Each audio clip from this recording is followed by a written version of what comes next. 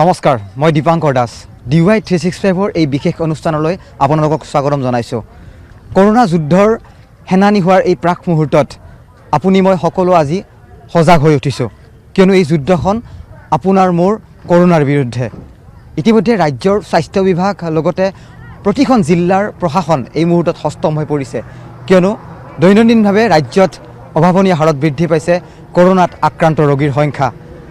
এই মুহূৰ্তত কিছু গ্ৰাউণ্ড জিৰ' ৰিপৰ্ট লৈ মই আৰু অমল ঠাকুৰীয়া আহি উপস্থিত হৈছোঁ অসম পশ্চিমবংগৰ সীমান্ত অঞ্চল, সীমান্তৰ গেটত শ্ৰীৰামপুৰত।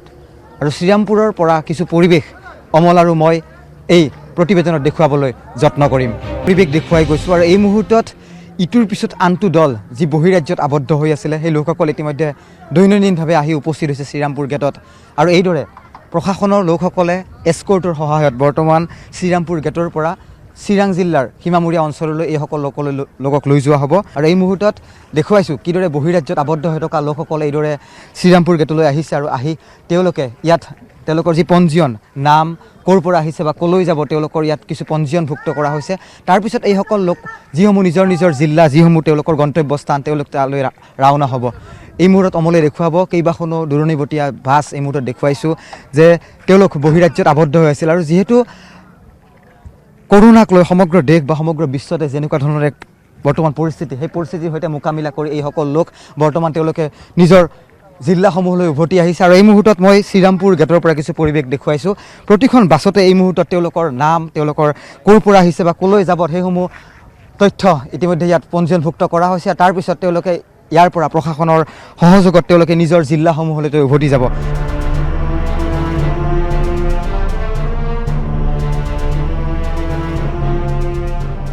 কৰোনা ভাইৰাছত আক্ৰান্ত ৰোগীৰ সংখ্যা দ্ৰুতগতিত বৃদ্ধিক লৈ এতিয়া উদ্বিগ্ন হৈ পৰিছে ৰাজ্যবাসী।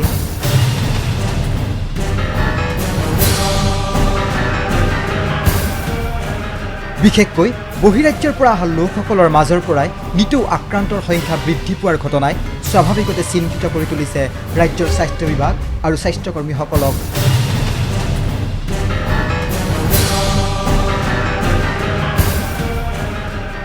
ইতিমধ্যে বহিৰাজ্যৰ পৰা অসমত প্ৰৱেশ কৰিছে প্ৰায় 70,000 লোক, যি সংখ্যাৰ এতিয়ালৈ প্ৰায় 300 গৰাকী লোক আক্ৰান্ত হৈছে ক'ভিড-19ত। এই দৃশ্য অসম পশ্চিমবংগ সীমান্তৰ শ্ৰীৰামপুৰৰ। সীমান্তৰ ৰাষ্ট্ৰীয় ঘাইপথেৰে দৈনিকে হাজাৰ হাজাৰ লোকৰ আগমন ঘটিছে অসমলৈ। ৰাজ্যৰ স্বাস্থ্য বিভাগে শ্ৰীৰামপুৰ গেটত নিৰ্মাণ কৰি তুলিছে এনেকুৱা ধৰণৰ হেল্থ কেম্প।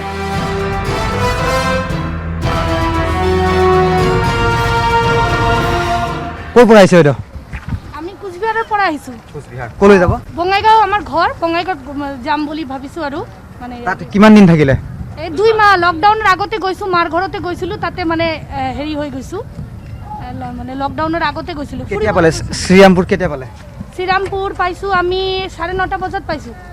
হ'ল ইয়াৰ প্ৰক্ৰিয়াখিনি হ'ল? প্ৰক্ৰিয়াখিনি কমপ্লিট হৈ গৈছে, আমাৰ পাৰ্মিশ্যন আছে লগতে। এতিয়া স্কট দিলে আমি সোমাব পাৰিম আৰু যাব পাৰিম। পিছত কি কোৱাৰেণ্টাইন হ'ব চাগে? নাজানো সেইটোতো নাজানো, সেইটো যিটো প্ৰচেছিং সেইটোতো কৰিবই লাগিব। প্ৰতিখন জিলাৰে যিসমূহ লোক আছে সেই লোকসমূহ বৰ্তমান এনেদৰে ইয়াত আবদ্ধ হৈছে। আমি বহুসংখ্যক লোকৰ সৈতে কথা পাতিছিলোঁ। যোৱাকালি নিশাৰ পৰ্যন্ত তেওঁলোকে ইয়াত শৃংখলাবদ্ধভাৱে তেওঁলোকে ইয়াত আবদ্ধ হৈ আছিলে। কিছুসংখ্যক লোক আছে বাছত, আমি যদি কথা পাতিব চেষ্টা কৰোঁ। ক'ৰ পৰা আহিছে? আমি ইউপিৰ পৰা আহিছোঁ। ক'ৰ পৰা? উত্তৰ প্ৰদেশ। জি। কি কামত আছিলে তাত বা কেইদিন থাকিলে? আমি 53 দিন আছিলোঁ, 53 কণ্টিনিউ কৰোঁ। আমি ঘটনা আগতে দিওঁ, আমি 10 মাহত গৈছিলোঁ ইয়াৰ পৰা। বহিৰাজ্যত আবদ্ধ হৈ থকা লোকসকলে এনেদৰে নাম পঞ্জীয়ন কৰি প্ৰশাসনে নিৰ্ধাৰণ কৰি দিয়া বাছত নিজৰ জিলা অভিমুখীয়া যাত্ৰা আৰম্ভ কৰিছে বহিৰাজ্যৰ লোকসকল। শ্ৰীৰামপুৰ গেটত তেওঁলোক আবদ্ধ হৈ আছে বৰ্তমান, আৰু তেওঁলোকক ইয়াৰ পৰা প্ৰশাসনে তেওঁলোকক বিভিন্ন জিলালৈ তেওঁলোকক প্ৰেৰণ কৰিব। তাৰপিছত তেওঁলোকক কোৱাৰেণ্টাইনৰ ব্যৱস্থা কৰিব। গতিকে শ্ৰীৰামপুৰ গেটৰ পৰা আমি প্ৰতিটো মুহূৰ্তৰ খবৰ দৰ্শকসকলক জনাই গৈছোঁ, আৰু প্ৰতিটো দৃশ্যই আমি এই প্ৰতিবেদনৰ যোগেৰে আমি দেখুৱাবলৈ যত্ন কৰিম।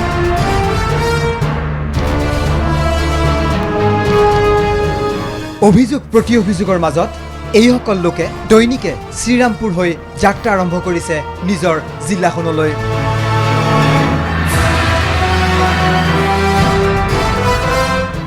अभी आसाम जा रहे हैं गुवाहाटी। कितना लोग है? 10 लोग हैं। खाना नहीं है, पीना नहीं, पानी नहीं पीना नहीं है, है। पूरा रेन पूरा आते रोड में पूरा खराब है। ரொம்ப கஷ்டம். मैं 1-2-4 दिन के क्या पढ़ रही? चेन्नई से इधर आता हूँ। இந்த பழுப்பு படிக்கிறது வேற என்ன चेन्नई जा பண்ணா? रहे हैं। মই তেলেংগানাৰ পৰা আহিছোঁ যোৱা ৰাতি তেলেংগানাৰ পৰা 12টাত আহিছোঁ এতিয়ালৈকে কোনো বাছ সেৱা দিয়া নাই বাছত বহিব দিছে বাট ড্ৰাইভাৰৰ কোনো গুৰুত্ব নাই কেনেকৈ আমি ফুকাৰো একেবাৰে হৈ গৈছোঁ ইমান দূৰৰ পৰা আহিছোঁ তেলেংগানাৰ পৰা মই ষ্টুডেণ্ট বি ফাৰ্মাচী ষ্টুডেণ্ট ভাবিছোঁ হেমন্ত ছাৰে বহুত ভাল ভাল সুবিধা দিছে সঁচা কথা দিছে বাট আমি পোৱা নাই কি এইটো আৰু ইয়াততো কোনো ধৰণৰ বৰষুণ আহিছে কাউণ্টাৰ 1ত গৈছোঁ সন্মুখত তাৰমানে কি চতাল নাই বাহিৰত যিটো থাকিব লাগে প্লেচমেণ্ট যিটো সেইটো নাই ভিতৰত গৈছোঁ কাউণ্টাৰবিলাকে খেদি দিয়ে মই যোৱা ৰাতিৰ পৰা কোনো খোৱা লোৱা একো কৰা নাই ইয়াত ভাল কোনো নাই কোনো ডিষ্টেঞ্চ ছ'চিয়েল ডিষ্টেঞ্চ যিটো হেমন্ত ছাৰে কৈছে ছ'চিয়েল ডিষ্টেঞ্চটো মানি চলিব লাগে কিন্তু সেইটো কোনো ধৰণৰ ইয়াত হোৱা নাই এপ্লাই হোৱা নাই বুলি ক'ব পাৰি আমি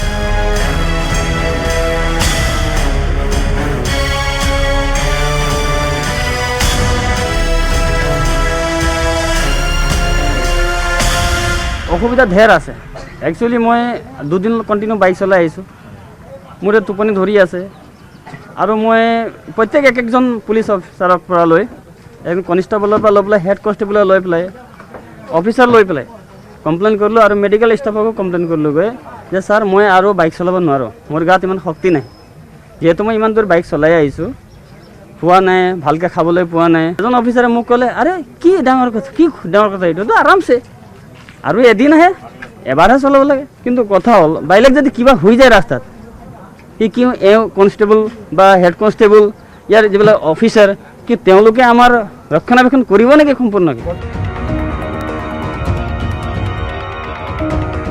সময় পাৰ হোৱাৰ লগে লগে কৰোনাৰ বৰ্ধিত সংখ্যাৰে অসমে আন কৰোনাই ভয়াৱহ ৰূপ ধাৰণ কৰা আন কেইবাখনো ৰাজ্যৰ সৈতে ফেৰ মাৰিব পৰা পৰ্যায়ত উপনীত হৈছে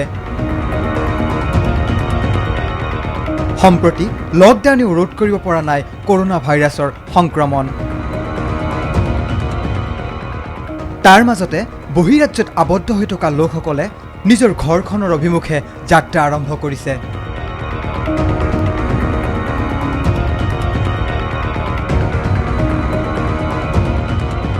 সীমান্তৰ ৰাষ্ট্ৰীয় ঘাইপথেৰে এইদৰে অসমলৈ প্ৰৱেশ কৰিছে বহিৰাজ্যত আবদ্ধ হৈ থকা লোকসকল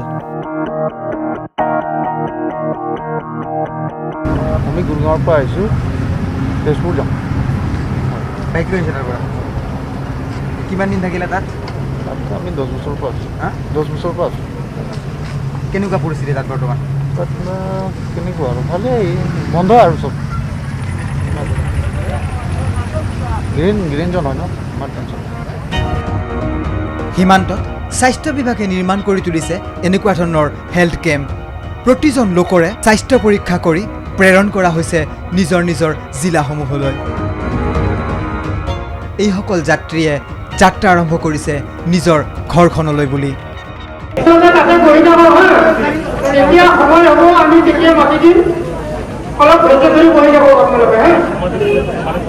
সামাজিক দূৰত্ব মানি চলিব হা আপোনালোকে তাতে বহি যাব আমি সময় হ'লে আপোনালোকক মাতি দিম তেতিয়া যাব হা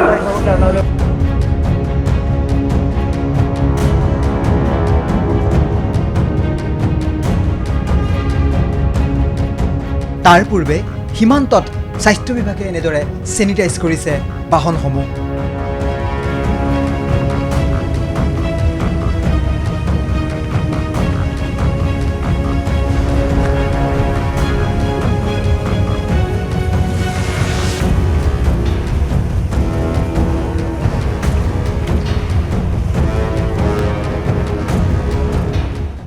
আপুনি জানিব বিচাৰিব শ্ৰীৰামপুৰ গেটত দৰাচলতে কি হয় কেৱল পঞ্জীয়ন হয় আমি আহি সেই দৃশ্যই হয়তো এই মুহূৰ্তত দেখিবলৈ পাইছোঁ যে যিসমূহ বহিৰাজ্যত লোক আবদ্ধ হৈ আছিল হয়তো এইখন শ্ৰীৰামপুৰ গেটৰে এই মুহূৰ্তত হয়তো কৈছোঁ মই প্ৰায় 1,20,000 লোক এই মুহূৰ্তত অসমত প্ৰৱেশ কৰিছে আমিও জানিব পাৰিছোঁ সেই তথ্য হয়তো প্ৰতিটো সংবাদ মাধ্যমতে হয়তো সংবাদ মেলত স্বাস্থ্যমন্ত্ৰীগৰাকীয়ে সেই তথ্য উল্লেখ কৰি গৈছে যে কিদৰে বহিৰাজ্যত লোকসমূহ আবদ্ধ হৈ থকা লোকসমূহ বৰ্তমান অসমত প্ৰৱেশ কৰিছে বা তেওঁলোকক ক'ত ক'ত কোৱাৰেণ্টাইন কৰা হৈছে বা তাৰপিছত কি ধৰণৰ ফলাফল তেওঁলোকৰ আহিছে, হয়তো পজিটিভ নতুবা নিগেটিভ। পজিটিভ আহিলে তেওঁলোকক চিকিৎসা, নিগেটিভ আহিলে তেওঁলোকক হোম কোৱাৰেণ্টাইন। বিভিন্ন প্ৰক্ৰিয়া থাকে স্বাস্থ্য বিভাগৰ, আৰু সেই প্ৰক্ৰিয়াৰ মাজেৰে আগবাঢ়িছে ৰাজ্যৰ স্বাস্থ্য বিভাগ।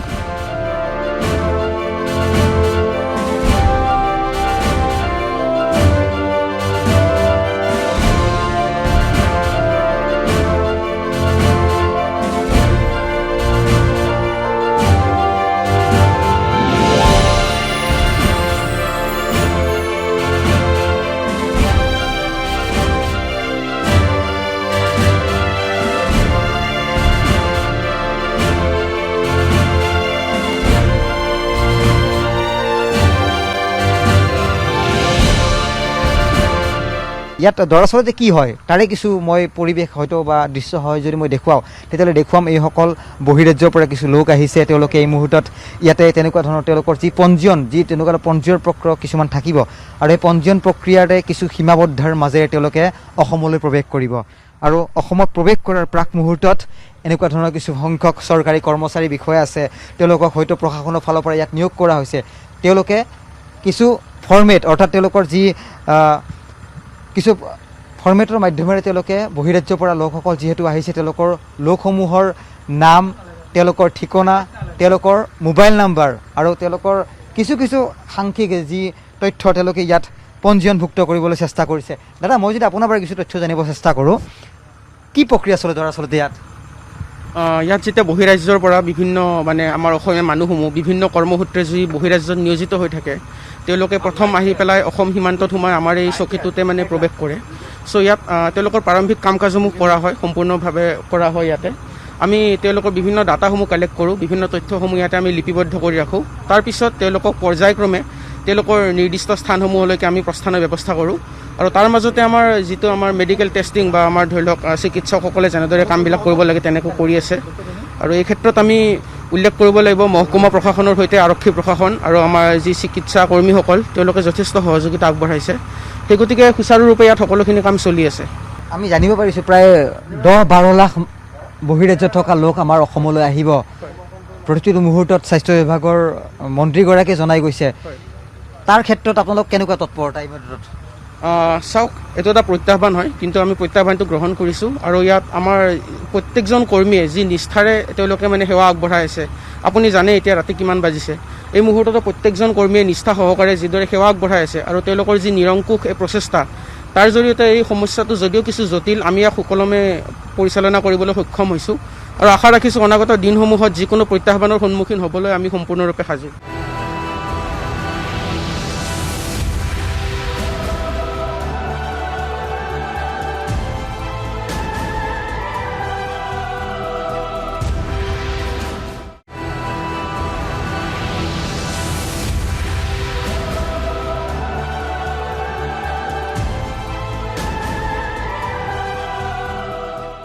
এতিয়া প্ৰায় 2 বাজিব, আৰু 2 বজাৰ কিছু দৃশ্য দৰ্শকসকলক দেখুৱাবলৈ এই মুহূৰ্তত মই আৰু কেমেৰা পাৰ্চন অমল এই মুহূৰ্তত উপস্থিত হৈছোঁ অসম পশ্চিমবংগৰ যি সীমামূৰীয়া অঞ্চল শ্ৰীৰামপুৰ গেটত।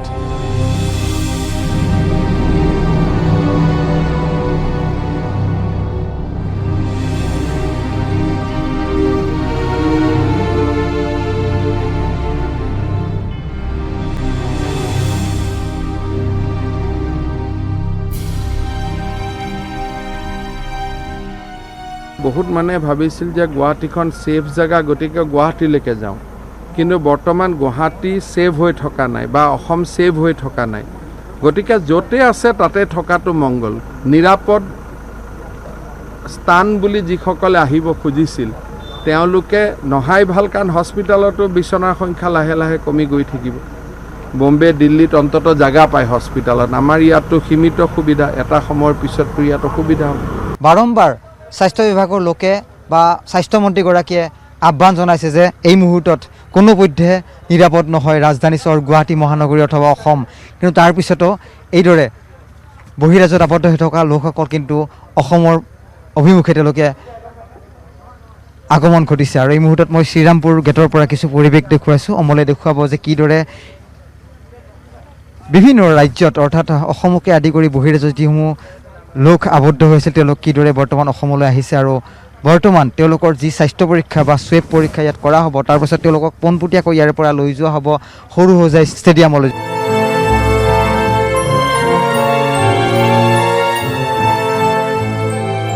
নিশা নচলে বাছ সেৱা, ফুটপাথত এনেদৰে শুই কটাইছে অসমলৈ বুলি অহা বহিৰাজ্যত আবদ্ধ হৈ থকা লোকসকল।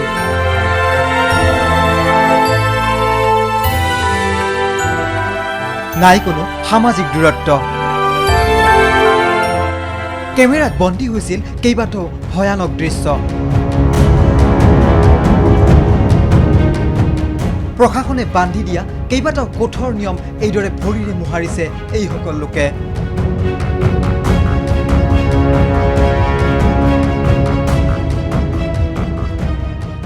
ক'ৰ পৰা আহিছা? মই দিল্লীৰ পৰা আহিছোঁ। ক'ৰ পৰা আহিছা? দিল্লীৰ পৰা। ক'ত যাব?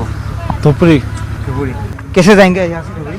हाँ से घंटे से बस देगा बोलता अभी आधा घंटा करते करते 2-3 घंटा ऐसे 4 घंटा हो गया, पता नहीं कब देगा। टेस्ट हो गया? टेस्ट तो हो गया, स्टाम्प वगैरह कुछ लगाया? लगाया ऐसे साइनर। আৰু এই মুহূৰ্তত তেওঁলোকে জনাইছে যে তেওঁলোকে বহিৰাজ্যত আবদ্ধ হৈ আছিল আৰু লকডাউনৰ ফলত যেনেকুৱা ধৰণৰ এক দেশত যি এক ভয়াৱহ পৰিস্থিতি সেই পৰিস্থিতি তেওঁলোকে মোকাবিলা কৰিছিল আৰু এই মুহূৰ্তত তেনেকুৱা ধৰণৰ পৰিৱেশৰ মাজৰ পৰা তেওঁলোকে এইদৰে ওলাই আহিছে আৰু এইদৰে নিশাটো তেওঁলোকে অতিবাহিত কৰিছে আৰু তাৰ মাজৰ পৰা কিছু পৰিৱেশ আৰু গ্ৰাউণ্ড জিৰ' ৰিপৰ্ট বৰ্তমান দিবলৈ কেমেৰা পাৰ্চন অমল ঠাকুৰীয়া আৰু মই এই মুহূৰ্তত আহি উপস্থিত হৈছোঁ অসম পশ্চিমবংগ সীমান্তৰ শ্ৰীৰামপুৰ গেটত।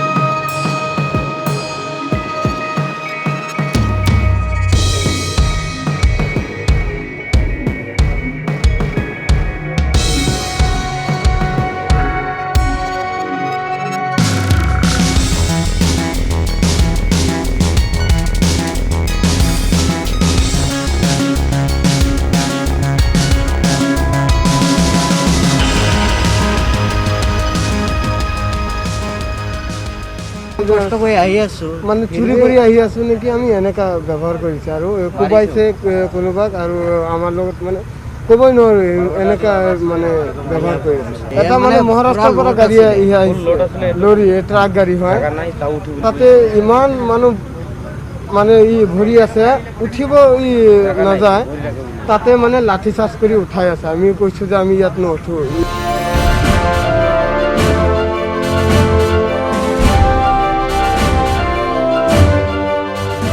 ৰেলগাড়ী, বাছ, ট্ৰাক, চাইকেল আনকি মটৰ চাইকেলেৰেও বহিৰাজ্যত আবদ্ধ হৈ থকা লোকসকলে ঢাপলি মেলিছে নিজৰ ঘৰখনলৈ। মহামাৰী কৰোণা সংক্ৰমণৰ বাবে অসমলৈ আগমন ঘটিছে বহিৰাজ্যত আবদ্ধ হৈ থকা লোকসকল। বিশেষকৈ মহাৰাষ্ট্ৰ, গুজৰাট, কেৰেলা, তামিলনাডু, কৰ্ণাটক, পশ্চিমবংগ, উৰিষ্যা, বিহাৰত কৰ্মত নিয়োজিত হৈ থকা যুৱকসকল উভতি আহিছে আপোন গাঁওখনলৈ। আপুনি শ্ৰীৰামপুৰ আহি পালে, এতিয়া আপুনি ক'লৈ যাব? অসমৰ কোনখন জিলালৈ আপুনি যাব? আপোনাৰ ঘৰ ক'ত? বিভিন্ন সংখ্যক বাছ এই মুহূৰ্তত ইয়াত দেখুৱাইছোঁ। বাছসমূহ ইয়াত ৰখাই থোৱা হৈছে। পৰ্যায়ক্ৰমে সেই বাছসমূহত যিসমূহ ইয়াৰ যাত্ৰী আছে যাত্ৰীসকলক ইয়াৰ পৰা লৈ যোৱা হ'ব নিজৰ নিজৰ জিলাসমূহলৈ। আৰু এক সুন্দৰ ইয়াত পৰিক্ৰমা, ইয়াত সুন্দৰ এক ব্যৱস্থা আৰু সেই ব্যৱস্থাৰ মাধ্যমেৰে শ্ৰীৰামপুৰ গেটৰ পৰা প্ৰতিগৰাকী বহিৰাজ্যত আবদ্ধ হৈ থকা লোক বৰ্তমান অসম অভিমুখে ৰাওনা হৈছে। স্থানীয় সাংবাদিক অৰুণ আছে, মই অৰুণৰ পৰা কিছু তথ্য জানিব চেষ্টা কৰিম। অৰুণ, কেনেকৈ যাত্ৰা যদি ক'ব লগা হয়, মই যদি এতিয়া আহোঁ, মই দিল্লীৰ পৰা আহিছোঁ ধৰি লওক, ইয়াত মই নাম পঞ্জীয়ন কৰিম, তাৰপিছত মই ইয়াৰ পৰা কেনেকৈ যাম, কি কৰিম, কেনেকুৱা থাকিব? একচুৱেলি মেক্সিমাম বাছবিলাকে পেচেঞ্জাৰবিলাকে নিজে নিজে এইটো ৰেণ্ট কৰি লৈ আনিছে আৰু বাছবিলাকৰ ভাড়া আপুনি গম পাব। যিটো মানে কলকাতাৰ পৰা আহিছে কেইটামান বাছ, এইটো 3 লাখৰ ওপৰত লৈছে ভাড়া। এইখিনি মানুহ ইয়াতলৈকে আহিছে, নামিছে, নামাৰ পিছত ঘণ্টা 1.5 ঘণ্টা ৰখিছে, তেতিয়া হ'লেও বাছ পোৱা নাই। বাছৰ কমি এইটো ইয়াতে যথেষ্ট আছে। ইয়াতে এডমিনিষ্ট্ৰেশ্যনো এইটো মানিছে যে ইয়াত বাছৰ কমি অলপ হৈছে। ট্ৰান্সপৰ্ট ডিপাৰ্টমেণ্টে ইমান বাছ দিব পৰা নাই যিটো মানে দিব লাগিছিল। এইটো মানে এতিয়া ইয়াতে মানে যথেষ্ট খেলি মেলি চলিছে। আৰু আমি এইটো ৰাজ্য চৰকাৰত আমি এইটো আহ্বান কৰিম যে ইয়াত মানে এই শ্ৰীৰামপুৰ পইণ্টটো এটা ভালনাৰেবল পইণ্ট। ইয়াতে যিমান মানুহ গোট খাব এইটো ইমান এই মানে পইণ্টটো আমাৰ হটস্পট বা এইটো মানে এটা বাৰ্ণিং পইণ্ট হ'ব। দেখিবলৈ পাইছোঁ। ক'লৈ যাবা? গুৱাহাটী। ক'লৈ যাবা? গুৱাহাটী। গুৱাহাটী। ক'ৰ মানুহ ক'ত যাব? এইটো বিহাৰৰ পৰা আহিছে। কিমান মানুহ যাব? তোমাৰ কেপাচিটি কিমান বা কিমান মানুহ যাব লগত? এনেতো 24 চিটাৰ হয়, কিন্তু হেৰি এনে 13জন আনিব দিয়ে আৰু এজন চিটত 2টা চিটত মানে এজন আনিব দিয়ে।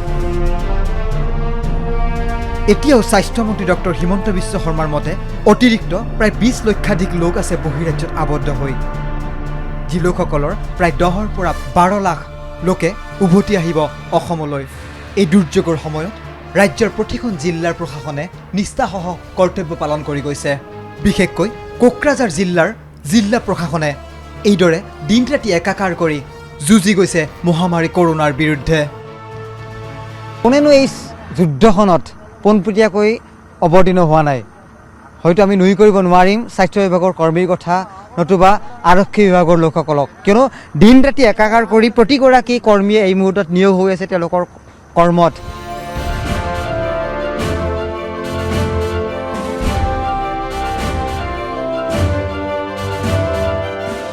এতিয়া পুৱতি নিশা হ'ব, অৰে নিশা হয়তো আপোনালোকৰ কৰ্তব্যত নিয়োগ হৈ আছে।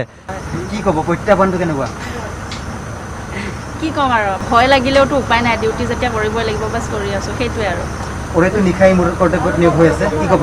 চমুকে কিছু অভিজ্ঞতা মানে কি ক'ম আৰু, মানে ডিউটিটো কৰিবই লাগিব, বাছ আমি নাথাকে আৰু ইয়াতে বহুত মানুহ আহে। দিন ৰাতি একাকাৰ কৰি এইসকল লোক এই মুহূৰ্তত কৰ্মত নিয়োগ হৈ আছে। মই আপোনাৰ পৰা যদি জানিব চেষ্টা কৰোঁ, যিটো সেৱা আগবঢ়াই আছোঁ আৰু কষ্ট হ'লেও যিমানখিনি পাৰোঁ হেল্প কৰি আছোঁ আৰু। কি ক'ব, কেনেকুৱা বাইদেউ? ভালে লাগিছে, আমাৰ যিটো কৰ্তব্য আমি কৰি আহিছোঁ, কাৰণ আমাৰ এইটো জনহিতৰ কাৰণে সেৱা কৰিব লাগে, সেইটো আমি কৰি আহিছোঁ আৰু কৰিবই লাগিব, উপায় নাই।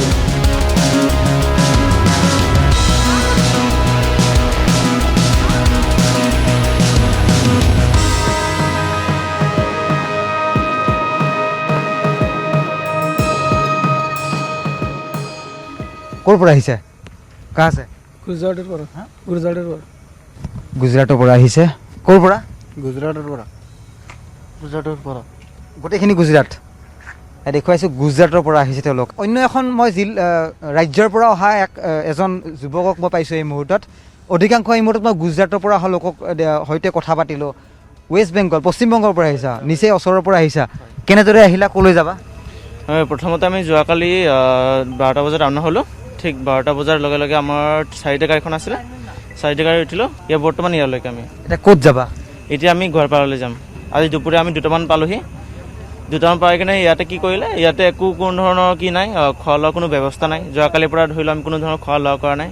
গাড়ীটো আমি খোৱা লোৱা কৰিব নোৱাৰোঁ, কাৰণ ৰাস্তাও বেয়া, খোৱা লোৱা কৰিলে আমাৰো প্ৰব্লেম হয়। তো সেইধৰণে আমি ইয়াতে কোনো খোৱাৰ ব্যৱস্থাটো পোৱা নাই। আমি অসুবিধা থাকিব, সেই অসুবিধাৰ মাজেৰে জীৱন অতিবাহিত কৰিব লাগিব, কাৰণ এই মুহূৰ্তত হয়তো প্ৰতিজন লোকেই হয়তো কৰোণাৰ বিৰুদ্ধে যুঁজ কৰিছে, আৰু সেই যুঁজখনত হয়তো আপুনি মই এজন সৈনিক, আৰু সৈনিক হিচাপে আমি হয়তো এই যুদ্ধখন আগুৱাই নিব লাগিব। দেখুৱাইছোঁ এই মুহূৰ্তত, অমলে যদি পুনৰ দেখুৱাই এক দীঘলীয়া শাৰী, আৰু সেই শাৰীৰ মাজত এই লোকসকল আবদ্ধ হৈ আছে। কৰোণাৰ সৈতে যুদ্ধ কৰি তেওঁলোকে লকডাউনৰ মাজতো তেওঁলোকে নিজৰ ঘৰখনৰ অভিমুখে তেওঁলোকে ৰাওনা হৈছে। এই মুহূৰ্তত তেওঁলোকৰ মাজত হয়তো প্ৰশ্ন উদ্ভৱ হ'ব যে তেওঁলোকৰ নিজৰ ঘৰখন কেতিয়া গৈ পাব।